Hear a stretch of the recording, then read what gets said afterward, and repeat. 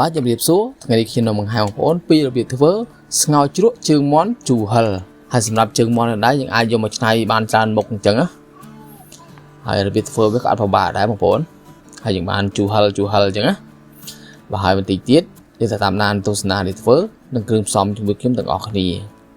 គ្រឿងផ្សំវាមានមិនច្រើនទេមានប៉ុណ្្នឹងទេហើយមុនដំបូងខ្ញុំយកជើងមាន់យកមកកាត់កញ្ចក់ឲ្យហើយខ្ញុំកាប់វាជា2ជើងមាន់គឺយើងធ្វើអញ្ចឹងទាំងអស់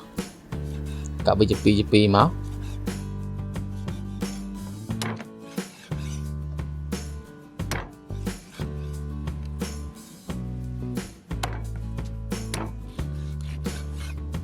ទៅពេលកាប់រួចរាល់ហើយយើងយកជើងមាន់ហ្នឹងដាក់ក្នុងចានមួយដើម្បីយកមកស្រុះ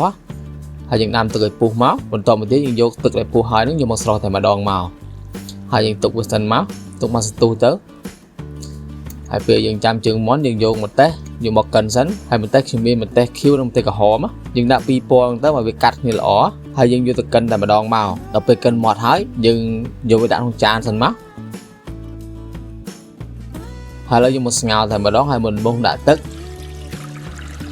ដល់ពេលយើងដាក់ទឹកហើយយើងដាក់គ្រឿងកាត់ឆ្អាបមានគល់ស្គ្រីគល់រំដេងលក្ខូសើចខ្ទឹមក្រហមខ្ទឹមសអញ្ចឹងណាហើយយើងដាំទឹកនៅពុះមកដល់ពេលទឹកវាពុះហើយយើងមកផ្សំគ្រឿងហើយមុនដំបូងខ្ញុំដាក់ទឹកត្រីស្ករសប៊ីចេងរ៉ូឌីហើយយើងដាក់ជើងមាន់មកហើយជើងមាន់នេះខ្ញុំយកទៅលាងម្ដងទៀតហើយណាយើងដាក់អស់មកជើងមាន់ហ្នឹងហើយពេលយើងដាក់អស់យើងកូរវាមកបន្តមកទៀតយើងបិទគម្របទុកវាពុះម្ដងទៀតមកវាធ្វើវាដូចខ្ញុំប្រាប់ហ្នឹងវាអត់ពិបាកទេងាយហើយយើងបានរសជាតិជូហិលឆ្ងាញ់ហ្នឹងបងប្អូន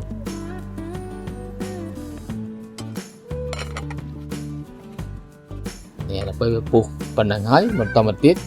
ចំណាក់ម្ទេសខ្ញុំកិនហើយចូលមកទាំងអស់មកម្ទេសវាបានចិត្ត2វែកហ្នឹងបងប្អូនបើសិនបងប្អូនចូលចិត្តហិលដាក់ច្រើនអញ្ចឹងបានឆ្ងាញ់ព្រោះថាសម្លនេះវាហិលអញ្ចឹងបានឆ្ងាញ់ណាតាមតែរួចហើយយើងដាក់ទឹកក្រូចឆ្មាចូលទៅទឹកក្រូចឆ្មាក៏រៀងច្រើនដែរយើងដាក់ដើម្បីឲ្យវាជូរល្អដល់ពេលដាក់រួចរាល់ហើយយើងកូរឲ្យសព្វទៅហើយជើងមាន់វាមិនយូរទេបងប្អូនជើងមាន់វារហ័សផុយទេហើយយើងមើលតាមជាក់ស្ដែងទៅជើងមាន់របស់យើងហ្នឹងដល់ពេលជើងមាន់វាផុយហើយខ្ញុំដាក់ជីអាណាហើយនឹងជីក្រហមចូលទៅហើយយើងកូរមកត្រឡប់ទៀតព្រោះជាការស្រេចយើងអាចទៅញ៉ាំបានហើយរសជាតិថាឆ្ងាញ់មែនទែនបាទហើយសម្រាប់វីដេអូនេះគឺមានប៉ុណ្្នឹងទេបាទសូមអរគុណរកការតាមដានទស្សនារបស់បងប្អូនតាពីដើមរហូតដល់ចប់បាទសូមអរគុណសូមជម្រាបលា